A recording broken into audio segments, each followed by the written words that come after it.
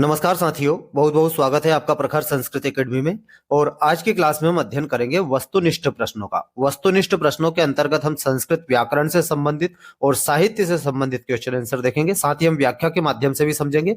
आइए शुरू करते हैं आज की क्लास। बहुत बहुत स्वागत है आपका। पहला क्वेश्चन है, लाकृति इति पदस्य संधि विच्छेद अस्ति, यानी लाकृति का हम संधि विच्छेद किस प्रकार से करेंगे। ऑप्शन देखते हैं, ले धन आकृति, ली धन आकृति, लो धन आकृति या ला धन कृति। तो यहां सही आंसर हो जाएगा बी वाला, ली धन आकृति। किस प्रकार से होगा, व्याख्या के माध्यम से हम देखें। देखिए, व्याख्या में प्रस्तुत उदाहरण में स्वर संधि के इको यणची सूत्र से निर्मित यण संधि का है। यह जो उदाहरण है इसमें यण संधि है और इसमें इक के स्थान पर यण ली को ल आदेश होता है। इस प्रकार से लाकृति का संधि विच्छेद बना ली धन आकृति लाकृति। अब देखिए, हम थोड़ा सा इसमें समझने का प्रयास करेंगे। यहां पर ये बोल रहे हैं इको यणची, एक सूत्र है, इसका जो हम व्याख्या करें तो इकह स्थाने यण स्यात् अचि परे, ये सूत्र बनता है। मतलब इक के स्थान पर क्या हो जाता है, यण हो जाता है। अब ये इक क्या है, तो इक जो है प्रत्याहार है और यण क्या है, यण भी प्रत्याहार है। तो इक प्रत्याहार के अंतर्गत कौन कौन से वर्ण आते हैं उनको हम देखते हैं। देखिए, इक प्रत्याहार में आते हैं ई, उ, री और री, ये चार वर्ण आते हैं। तो इक के स्थान पर यण हो जाता है, यण प्रत्याहार। अब यण प्रत्याहार में कौन कौन से वर्ण आते हैं, तो य, व, र और ला, ये हो जाता है। ई को क्या कर देंगे, य कर देंगे, उ को क्या कर देंगे, व कर देंगे, री को कर देंगे र और री को कर देंगे ला। तो यहां पर री को हमने ल किया तो ल में आ जुड़ा तो ये क्या बना, लाकृति। इस प्रकार से यहां पर यण संधि हुई है और ये इको यणची सूत्र के माध्यम से हुई है। अगला क्वेश्चन देखते हैं दोस्तों। अगला क्वेश्चन है, तुल्यास्य प्रयत्नम किम। ऑप्शन देखते हैं, संयोगः, वृद्धि, लोपः या सवर्णम। तो एक सूत्र बनता है तुल्यास्य प्रयत्नम सवर्णम, तो डी वाला ऑप्शन हमारा सही हो जाएगा। व्याख्या हम देखें, तालु आदि उच्चारण स्थान और आभ्यंतर प्रयत्न, ये दोनों जिनके तुल्य या समान होते हैं उनकी आपस में क्या होती है, सवर्ण संज्ञा। अब तालु आदि उच्चारण स्थान जैसे कंठ, दंत, ओष्ठ, ये तालु आदि उच्चारण स्थान हो गए। और आभ्यंतर प्रयत्न, आभ्यंतर प्रयत्न कितने होते हैं, प्रयत्न दो प्रकार के होते हैं, एक आभ्यंतर प्रयत्न और दूसरा होता है बाह्य प्रयत्न। तो आभ्यंतर प्रयत्न 5 प्रकार के होते हैं और बाह्य प्रयत्न 11 प्रकार के होते हैं। आभ्यंतर प्रयत्न कौन कौन से हैं, स्पृष्ट, ईषद स्पृष्ट, ईषद विवृत, विवृत और संवृत। ये पांचों जो आभ्यंतर प्रयत्न और तालु आदि उच्चारण स्थान, ये दोनों आपस में समान वर्ण के हो तो वहां पर क्या होती है, सवर्ण संज्ञा। तो डी वाला ऑप्शन हमारा सही हो जाएगा। अगला क्वेश्चन देखते हैं, सुबंतस्य तिगंतस्य च का संज्ञा भवति, यानी सुबंत और तिगंत की कौन सी संज्ञा होती है। ऑप्शन में हम देखते हैं, घी संज्ञा, संयोग संज्ञा, पद संज्ञा या प्रत्याहार संज्ञा। तो यहाँ आंसर हो जाएगा सी वाला, सुबंत और तिगंत की क्या होती है, पद संज्ञा होती है। एक सूत्र भी है, सुबंतम तिगंतम च पद संज्ञम स्यात्। इस प्रकार से व्याख्या हम देख लेते हैं। सुबंत और तिगंत की पद संज्ञा होती है, अर्थात किसी भी शब्द को पद बनाने के लिए उसके पीछे सुप प्रत्यय या तिंग प्रत्यय का होना आवश्यक है। प्रायः शब्दों से सुप प्रत्यय और धातुओं से तिंग प्रत्यय जोड़कर पद बनाया जाता है। यानी शब्दों में हम बनाएंगे तो वहां सुप प्रत्यय जोड़ेंगे और धातुओं में हम बनाएंगे तो तिंग प्रत्यय जोड़ेंगे। तो सुप प्रत्यय कौन कौन से होते हैं, देखिए, सु ओजस, अम ओटशस, टाभ्याम भीज, गेभ्याम भ्यस, गसीभ्याम भ्यस, गस ओस आम, गी ओ सुप। ये इस प्रकार से ये सुप प्रत्यय है। और तिंग प्रत्यय में आता है तिप तजी, सिप थस्था, मी व मा। इस प्रकार से तिगंत में। और जो सुप प्रत्यय है वो शब्दों में जोड़े जाते हैं और तिंग प्रत्यय जो वो है धातुओं में जोड़े जाते हैं। तो ऑप्शन हमारा हो जाएगा सी वाला, पदम। अगला क्वेश्चन है, इत संज्ञा विधायकम सूत्रम अस्ति, यानी इत संज्ञा विधायक सूत्र कौन सा है। ऑप्शन में हम देखते हैं, हलंत्यम, आदिरंत्येन सहिता, आदर्शनम लोपा या तस्य लोपा। तो यहां पर आंसर हो जाएगा हलंत्यम, ए वाला ऑप्शन हमारा हो जाएगा, हलंत्यम उपदेशंत्यम हलित स्यात्। इस प्रकार से एक सूत्र बनता है। व्याख्या भी हम देख लेते हैं, हलंत्यम, उपदेश अवस्था में विद्यमान अंतिम हल वर्ण की इत संज्ञा होती है। जैसे ल्यप प्रत्यय में अंतिम प वर्ण जो है इत संज्ञक है। मतलब उपदेश में जो अंतिम हल है, जैसे मान लो हम 42 प्रत्याहार है, उसमें अयुण हम एक प्रत्याहार बनाते हैं तो अयुण में जो ण है वो इत संज्ञक है। वो किस सूत्र के माध्यम से है, वो हलंत्यम से है, क्योंकि उपदेश में जो अंतिम हल है उसकी इत संज्ञा होती है। जैसे यहाँ पर ल्यप है, ल्यप में जो प है वो अंतिम हल है तो वहां पर प जो है इत संज्ञक हो गया। तो यहाँ आंसर हो जाएगा ए वाला हलंत्यम। उम्मीद कर रहा हूं दोस्तों आपको वीडियो अच्छा लग रहा है। यदि वीडियो अच्छा लग रहा है तो वीडियो को लाइक कीजिएगा दोस्तों, चैनल भी सब्सक्राइब कीजिएगा। हम चलते हैं अपने अगले क्वेश्चन की ओर। संयोग संज्ञा भविष्यति यानी संयोग संज्ञा होती है। ऑप्शन देखते हैं। द्वयोः स्वरयोः मध्ये यानी दो स्वरों के बीच में, द्वयोः व्यंजनयोः मध्ये या दो व्यंजनों के बीच में, द्वयोः वाक्ययोः मध्ये दो वाक्यों के बीच में, या द्वयोः पदयोः मध्ये या दो पदों के बीच में। तो यहाँ सही आंसर हो जाएगा जो संयोग संज्ञा होती है, बी वाला आंसर सही होगा। द्वयोः व्यंजनयोः मध्ये दो व्यंजनों के बीच में। व्याख्या के माध्यम से हम देखें, हलोनंतरा संयोग एक सूत्र है जिसके माध्यम से दो या दो से अधिक व्यंजन वर्णों के बीच में किसी भी स्वर का व्यवधान नहीं हो तो वहां पर क्या होगा, संयोग संज्ञा। जैसे हम उदाहरण के माध्यम से हम देखें, इंद्र, इंद्र एक शब्द है जिसमें ये आधा न और ये द, इनके बीच में कोई स्वर वर्ण नहीं है, न भी व्यंजन है और द भी व्यंजन है, इनके बीच में कोई स्वर नहीं है, इसलिए यहाँ पर इसकी जो है इंद्र शब्द में जो न और द की संयोग संज्ञा हुई है। तो बी वाला ऑप्शन हमारा सही हो जाएगा, द्वयोः व्यंजनयोः मध्ये। अगला क्वेश्चन देखते हैं। अधोलिखितानां कस्मिन् पदे सहिता संज्ञा भवति। इसके पहले हमने पढ़ा संयोग संज्ञा, अब यहां पर आया है सहिता संज्ञा। ऑप्शन में हम देख लेते हैं, पुस्तकम, रामस्य, कमलम या उपेंद्र। तो देखिए सहिता संज्ञा क्या है। सहिता संज्ञा वहां पर हम दो व्यंजनों को देखे थे, यहां पर हम देखेंगे दो स्वरों के, यानी दो स्वरों के बीच में कोई व्यंजन वर्ण ना आए, वहां पर होगी सहिता संज्ञा। तो यहां पर देखिए किसमें है, ये डी वाले ऑप्शन में, उपेंद्र में। व्याख्या में हम देखते हैं, सहिता संज्ञा होगी उपेंद्र शब्द की होगी। देखिए उप धन इंद्र, उप में क्या आ रहा है, अ आ रहा है और ई स्वर है, तो अ और ई इनके बीच में कोई व्यंजन वर्ण नहीं है, तो ए बना है, तो यहां पर हो गई सहिता संज्ञा। अगला क्वेश्चन देखते हैं दोस्तों। संस्कृत वर्णमालायाः क वर्गस्य उच्चारण स्थानानि वर्तते, यानी संस्कृत वर्णमाला में क वर्ग का उच्चारण स्थान क्या है। ऑप्शन में हम देखते हैं, मूर्धा, कंठ, दंत या जिह्वा। तो क वर्ग का उच्चारण स्थान यहाँ पर बी वाला ऑप्शन हमारा हो जाएगा, कंठ। सूत्र क्या है ये देखते हैं हम। अकुह विसर्जनीयानाम कंठा, यानी जो कंठ के जो उच्चारण वर्ण है वो कौन कौन से हैं। अकुह, अ से अ, लघु अ या दीर्घ आ, ठीक है। इसके बाद कु, कु यानी क वर्ग, तो क वर्ग में कौन कौन से वर्ण आते हैं, क, ख, ग, घ और ङ। इसके बाद ह, ये हा गया, और विसर्ज, विसर्ज यानी ये विसर्ग, ये जो वर्ण है इनका उच्चारण स्थान है कंठ। सूत्र बनेगा अपुह विसर्जनीयानाम कंठा। अगला क्वेश्चन है, त वर्गस्य उच्चारण स्थानम अस्ति, यानी त वर्ग का उच्चारण स्थान कौन सा है। ऑप्शन देखते हैं, दंता, तालु, ओष्ठो या कंठ।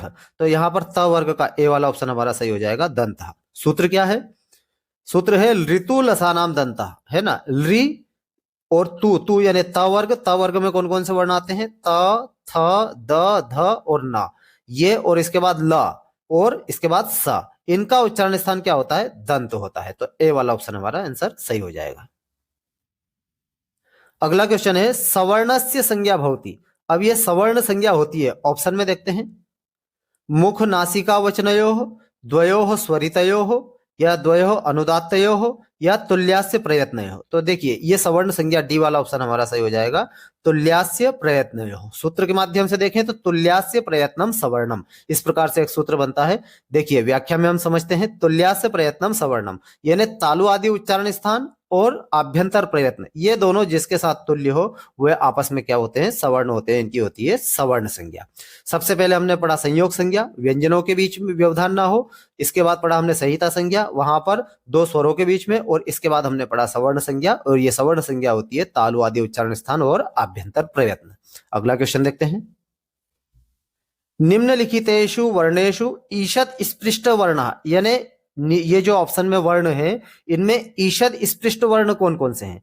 तो ये वर्ण है, यहाँ पर आंसर हमारा हो जाएगा या व र ला, है ना। व्याख्या से भी हम समझ लेते हैं, य व र ल वर्णों का अंतस्थ वर्ण भी कहते हैं, है ना। इनको हम क्या बोलते हैं, इन वर्णों को अंतस्थ वर्ण भी कहते हैं, और इनका आभ्यंतर प्रयत्न ईषद स्पृष्ट होता है। अब देखिए थोड़ा सा हम व्याख्या के माध्यम से और इसको समझते हैं। ईषद स्पृष्ट, ईषद स्पृष्ट का एक सूत्र है, इसके बाद यदि व्याख्या हम देखें तो ईषद स्पृष्ट मंतः स्थानाम, इस प्रकार से बनता है, अंतः स्थानाम, है ना।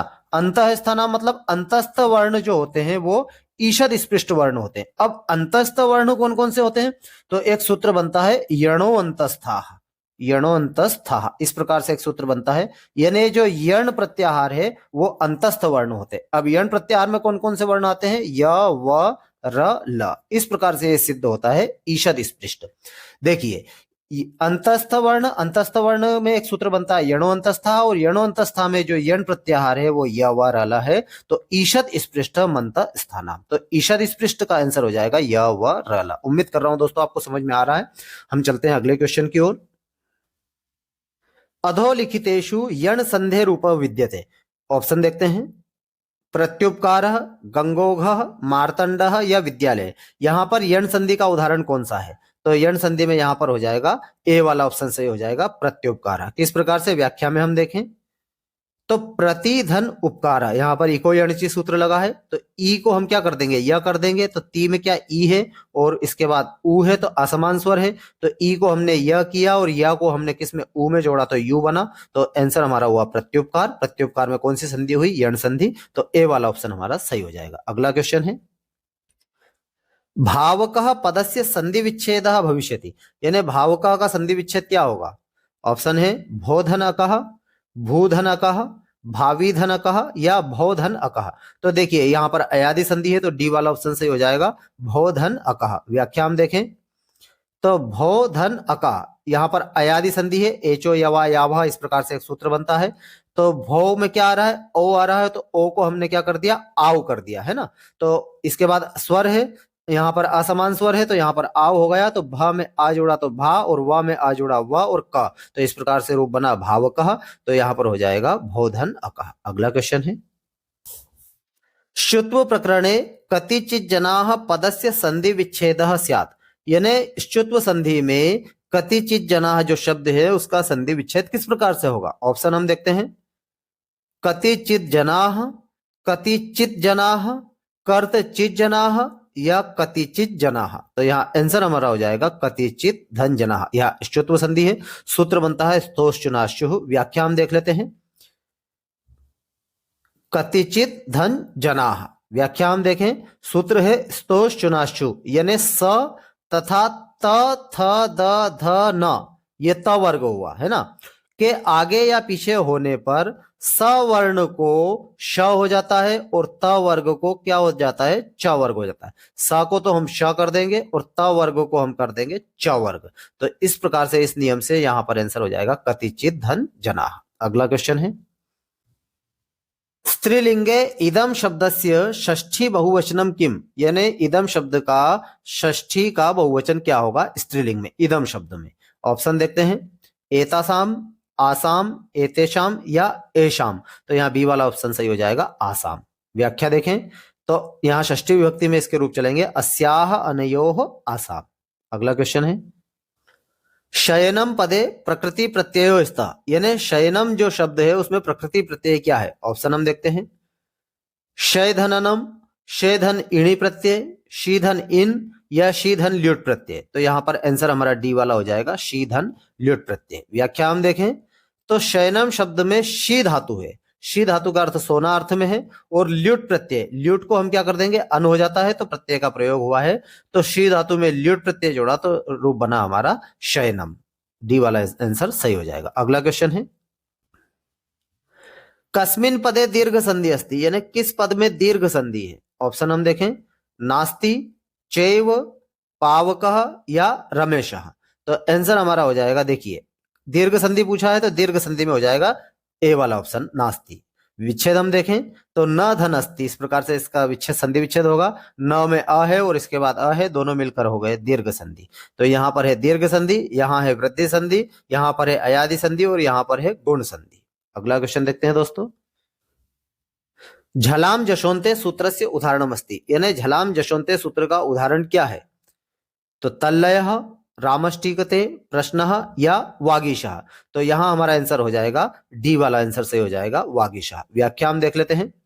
वाक धन ईशः, वागीशः, और ये जो है जष्टु संधि है, और जष्टु संधि के ये जो है व्यंजन संधि के अंतर्गत आती है। अब यहाँ पर हम देखें तल्लय, यहाँ पर तोरली सूत्र से बना है, रामष्टिकते है यहाँ ष्टुत्व संधि है, और प्रश्न यहाँ पर शात जो है एक सूत्र लगता है उससे प्रश्न बनता है। तो डी वाला ऑप्शन हमारा सही हो जाएगा, वागीशः। अगला क्वेश्चन है अधोलिखितेषु हल संधे शुद्ध रूपम नास्ति, यानी हल संधि यानी व्यंजन संधि का शुद्ध रूप नहीं है, ये पूछ रहा है, नहीं है। ऑप्शन हम देख लेते हैं। तल्लीनः, विद्यालयः, वागीशः, सुगण्णीशः। तो यहाँ हमारा आंसर हो जाएगा बी वाला विद्यालय है। ये जो विद्यालय है ये स्वर संधि के अंतर्गत आता है और स्वर संधि में भी दीर्घ संधि है, विद्या धन आलय। बाकी ये जो तीनों है ये व्यंजन संधि के अंतर्गत आते हैं। व्याख्या भी हम देख लेते हैं। तल्लीनः, तत् धन लीनः, ये लत्व व्यंजन संधि है। वागीशः में वाक धन ईशा जश्व संधि है और सुगण्णीशः में सुगण धन ईशा ये व्यंजन संधि है। गच्छन इत्यत्र प्रत्ययम निर्दिशतु, गच्छन में कौन सा प्रत्यय है ये हमको बताना है। शानच प्रत्यय है, क्षत्रिय प्रत्यय है, ईसून प्रत्यय है या इष्ठन प्रत्यय है। तो गच्छन में यहां पर हो जाएगा क्षत्रिय प्रत्यय, बी वाला ऑप्शन सही हो जाएगा। व्याख्या हम देखते हैं। गच्छन शब्द में धातु कौन सी है, गम धातु में गम धातु है और प्रत्यय है क्षत्रिय। क्षत्रिय का जो है अत शेष रहता है और अत को हम क्या कर देते हैं, अन कर देते हैं। प्रत्यय लगने पर गच्छन रूप निष्पन्न होता है, तो बी वाला ऑप्शन हमारा सही हो जाएगा। विचिन्त्य इत्यत्र धातु का प्रत्यय, यानी ये जो विचिन्त शब्द है इसमें कौन सा प्रत्यय है। ऑप्शन हम देखते हैं। ण्यत प्रत्यय, यत प्रत्यय, ल्यप प्रत्यय या क्यप प्रत्यय। तो यहां पर आंसर हमारा हो जाएगा सी वाला ल्यप प्रत्यय। किस प्रकार से होगा ये हम व्याख्या से देखते हैं। विचिन्त्य शब्द में वी उपसर्ग, चिंत धातु और ल्यप प्रत्यय, ल्यप का यह शेष रहता है, प्रत्यय होने से विचिन्त्य शब्द निष्पन्न हुआ है। ल्यप प्रत्यय में उपसर्ग होना जरूरी है, तो यहाँ वी उपसर्ग है और चिंत धातु है, तो आंसर हमारा ल्यप प्रत्यय हो जाएगा। अगला क्वेश्चन देखते हैं दोस्तों। श्रीमत शब्दे प्रकृति प्रत्यय स्था, यानी श्रीमत में प्रकृति प्रत्यय क्या है। ऑप्शन हम देखते हैं। श्रीधन क्षत्रि, श्रीधन मतुप, श्रीधन मयट या श्रीधन शानच। तो बी वाला ऑप्शन सही हो जाएगा, श्रीधन मतुप। किस प्रकार से होगा, व्याख्या हम देखें। श्रीमत शब्द में श्रीधन मतुप, मतुप का क्या शेष रहता है, मत शेष रहता है और मतुप प्रत्यय का प्रयोग हुआ है, तो यहां पर बना श्रीमत, तो यहाँ बी वाला ऑप्शन सही हो जाएगा। अगला क्वेश्चन देखते हैं। पंचानाम पात्राणाम समाहार इत्यस्य समस्त पदम अस्ति, यानी इसका समस्त पद क्या होगा। ऑप्शन है पंचपात्र, पंचपात्री, पंचपात्राणी या पंचपात्रम। तो यहाँ आंसर हमारा हो जाएगा पंचपात्रम। क्या होगा, पंचपात्रम। यहाँ पर हुआ है द्विगु समास। पंचानाम पात्राणाम समाहारा पंचपात्रम। व्याख्या हम देखें। ये देखिए यहाँ पर कौन सा समास है, द्विगु समास। अगला क्वेश्चन। छत्रोपाहनम पदे समास अस्ति, यानी छत्रोपाहनम में समास है, तो ऑप्शन हम देखें। बहुव्रीहि समास, कर्मधारय समास, द्वंद्व समास या तत्पुरुष समास। तो यहां पर आंसर हमारा सी वाला हो जाएगा, द्वंद्व समास। छत्रम च उपानहम च, इस प्रकार से इसका विग्रह होता है, तो यहां पर हो जाएगा द्वंद्व समास। अगला क्वेश्चन है।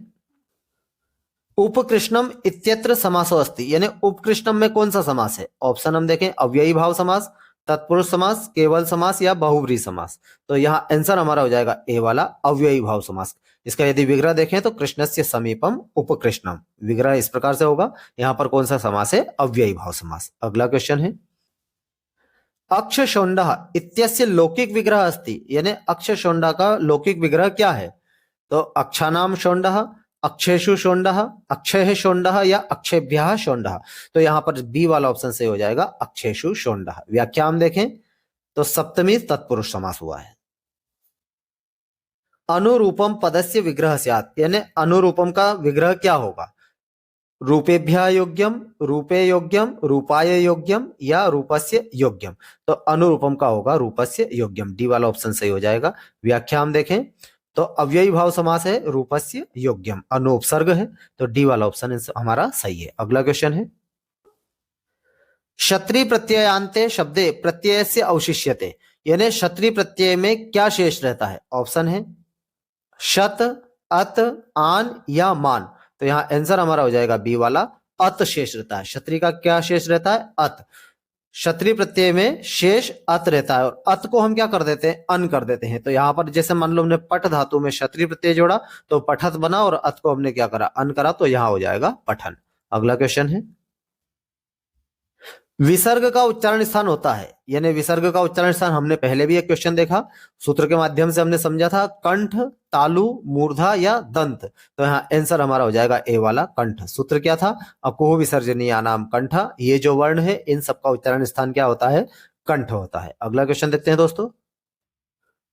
श का उच्चारण स्थान क्या है, तो श का उच्चारण स्थान ऑप्शन में हम देखते हैं। मूर्धा, दंत, तालु या कंठ, तो यहाँ पर श का उच्चारण स्थान होता है इचु यशानाम तालु, सी वाला ऑप्शन सही हो जाएगा। व्याख्या भी हम देख लेते हैं। इचु यशानाम तालु, ये जो वर्ण है इन सब का उच्चारण स्थान होता है तालु। अगला क्वेश्चन देखते हैं।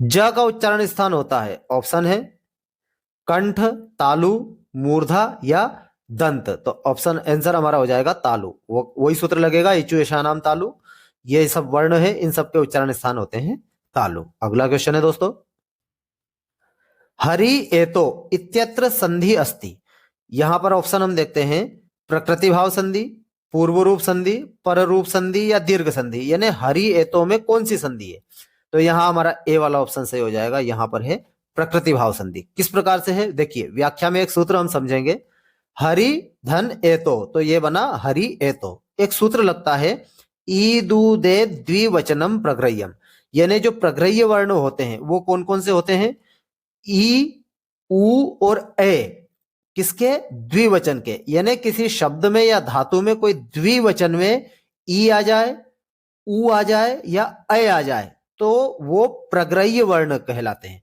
और जो प्रग्रह्य वर्ण होते हैं उनमें संधि नहीं होती है। तो ये जो हरि शब्द है ये हरि ही हरि हरया प्रथमा विभक्ति का द्विवचन है, तो ये ई आया है, इसलिए यहां पर इसमें ये प्रग्रह्य वर्ण हुआ है और प्रग्रह्य वर्ण होने के कारण इसमें कोई संधि नहीं हुई है, इसलिए इसका इसी प्रकार से रूप बना हरि है। तो उम्मीद कर रहा हूं दोस्तों आपको समझ में आ रहा है। यदि वीडियो अच्छा लग रहा है तो प्लीज वीडियो को लाइक कीजिएगा दोस्तों। आगे चलते हैं अगले क्वेश्चन की ओर।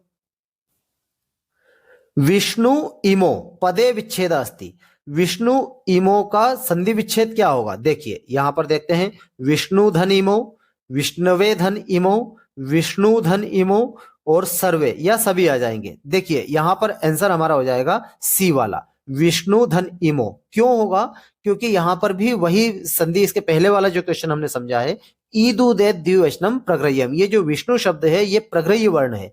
क्यों, क्योंकि ये गुरु गुरु गुरुहा इस प्रकार से इसके रूप चलते हैं, तो ये प्रथमा विभक्ति का द्विवचन है और द्विवचन में उ आया है, इसलिए इसमें प्रग्रह्य वर्ण होने के कारण संधि नहीं हुई है। देखिए प्रकृति भाव संधि हुई है, यहां पर यह सूत्र लगा है ईदुदे द्विवचनम प्रग्रह्य। अगला क्वेश्चन है, सच्चित पदे विच्छेद अस्ति, यानी सच्चित का संधि विच्छेद क्या होगा, सत धनचित, सच धनचित, सद धनचित या सर्वे, तो आंसर हमारा हो जाएगा सत धनचित सच्चित। इस प्रकार से बनेगा। यहां पर सूत्र लगा है स्तोश्चुनाश्चुः, श्चुत्व संधि है, देखिए श्चुत्व संधि है, सूत्र है स्तोश्चुनाश्चुः। अगला क्वेश्चन है, शात सूत्र से उदाहरणम अस्ति, यानी जो शात सूत्र का उदाहरण क्या है, ऑप्शन देख लेते हैं, यज्ञ, प्रश्न, हरिष्यते या सर्वे, तो ये सूत्र का जो उदाहरण है वो बी वाला आंसर हमारा हो जाएगा प्रश्न। किस प्रकार से होगा हम व्याख्या में समझते हैं। शात, शात का जो है श वर्ण के बाद स्थित त वर्ग यानी त थ द ध न को श्चुत्व कार्य नहीं होता है, यानी वो वैसा का वैसा ही रहता है। यदि श वर्ण के बाद स्थित कोई त वर्ग आ जाए तो श का कोई संधि कार्य नहीं होगा। अब देखिए प्रश्न में क्या आ रहा है, श आ रहा है और इसके बाद न आ रहा है, न त वर्ग के अंतर्गत आता है, ये ना, तो त वर्ग में इस श का कोई भी संधि कार्य श्चुत्व कार्य नहीं होगा, इसलिए श का श ही रहेगा, तो प्रश्न इस प्रकार से इसका रूप सिद्ध होता है। तो यहाँ बी वाला आंसर हमारा सही हो जाएगा। अगला क्वेश्चन देखते हैं, तट्टिका पदे संधि अस्ति, यानी तट्टिका में कौन सी संधि है, ऑप्शन हम देख लेते हैं, चर्त्व संधि है, श्चुत्व संधि है, जश्त्व संधि है या ष्टुत्व संधि है। तो देखिए ये तट्टिका जो है ये डी वाला ऑप्शन सही हो जाएगा। ष्टुत्व संधि का उदाहरण है ष्टुनाष्टु, इस प्रकार से इसका सूत्र लगता है। व्याख्या में हम देखें, ष्टुनाष्टु सूत्र के द्वारा तत् धन टिका तट्टिका रूप सिद्ध होता है, डी वाला आंसर सही हो जाएगा। अगला क्वेश्चन है, पंचतंत्र से रचयिता का, यानी पंचतंत्र के रचयिता कौन है, ऑप्शन हम देख लेते हैं, नारायण पंडित, विष्णु शर्मा, भर्तृहरि या चाणक्य। तो देखिए पंचतंत्र के रचयिता जो है वो है विष्णु शर्मा। पंचतंत्र में 5 तंत्र हैं, कौन कौन से हैं उनको हम देखते हैं। पंचतंत्र में कुल 5 भाग हैं, कौन कौन से 5 भाग हैं, देखिए मित्र भेद जिसमें 22 कथाएं हैं, मित्र संप्राप्ति जिसमें 6 कथाएं हैं, काकोलुकी है जिसमें 16 कथाएं हैं, लब्ध प्रणाश जिसमें 11 कथाएं हैं और अपरीक्षित कारक जिसमें 14 कथाएं हैं। तो इस प्रकार से पंचतंत्र के कुल कितने भाग हैं, 5 भाग है, बी वाला ऑप्शन हमारा सही हो जाएगा। अगला क्वेश्चन है, गम धातो लिट लकारस्य प्रथम पुरुष एक वचने रूपम अस्ति, यानी गम धातु का लिट लकार भविष्य काल में प्रथम पुरुष में एक वचन का रूप क्या है? ऑप्शन देख लेते हैं, गच्छति, गच्छतु, गच्छेत या गमिष्यति। तो डी वाला ऑप्शन हमारा सही हो जाएगा, गमिष्यति। रूप किस प्रकार से चलते हैं? देखिए, गमिष्यति, गमिष्यता, गमिष्यन्ति, गमिष्यसि, गमिष्यथा, गमिष्यथा, गमिष्यामि, गमिष्यावः, गमिष्यामः। अगला क्वेश्चन है, कारकः पदे प्रत्यय अस्ति, यानी कारक पद में कौन सा प्रत्यय है? ऑप्शन हम देख लेते हैं, ऋणमूल प्रत्यय, त्रिच प्रत्यय, अक प्रत्यय या सभी। तो देखिए, कारक प्रत्यय में यहाँ ए वाला ऑप्शन हमारा सही हो जाएगा, ऋणमूल प्रत्यय। इसमें क्री धातु है और नुवुल है। व्याख्या में हम देखें तो क्री धातु, ऋणमूल प्रत्यय। ऋणमूल प्रत्यय में शेष क्या रहता है? वु शेष रहता है। और एक सूत्र लगता है युवा रना को। युवा रना को सूत्र से हम वु को क्या कर देते हैं? अक कर देते हैं। तो क्री धातु में ऋणमूल प्रत्यय जोड़ा तो वु को हमने अक किया तो रूप बना कार कहा। तो ए वाला ऑप्शन हमारा सही हो जाएगा। अगला क्वेश्चन है दोस्तों, पठित्वा शब्दे प्रत्यय अस्ति। पठित्वा शब्द में कौन सा प्रत्यय है? ऑप्शन है कत प्रत्यय, ल्यप प्रत्यय, त्वा प्रत्यय या शत प्रत्यय। तो सी वाला ऑप्शन हमारा सही हो जाएगा। यहां पर पठित्वा में पठ धातु है और त्वा प्रत्यय है। पठ धातु, त्वा प्रत्यय, रूप बना पठित्वा। अगला क्वेश्चन, पाठक पदे प्रत्यय अस्ति, यानी पाठक शब्द में कौन सा प्रत्यय है? ऑप्शन हम देख लेते हैं, क्षत्रिय प्रत्यय, त्रिच प्रत्यय, अक प्रत्यय या ऋणमूल प्रत्यय। तो यहाँ आंसर हमारा हो जाएगा डी वाला, ऋणमूल प्रत्यय। यहाँ पर पठ धातु है और ऋणमूल प्रत्यय है। ऋणमूल का वो शेष रहा, वो को हमने अक किया और पठ धातु में हमने जोड़ा तो रूप बना हमारा पाठका। तो डी वाला ऑप्शन हमारा सही हो जाएगा। तो आज की क्लास में दोस्तों बस इतना ही। आज हमने संस्कृत साहित्य और व्याकरण से संबंधित महत्वपूर्ण प्रश्नों का अध्ययन किया। इसके बाद वाली क्लास हमारी वस्तुनिष्ठ प्रश्नों की ही रहेगी, जिसमें हम और प्रश्नों का अभ्यास करेंगे। व्याकरण से संबंधित, साहित्य से संबंधित इत्यादि प्रश्नों का हम अध्ययन करेंगे।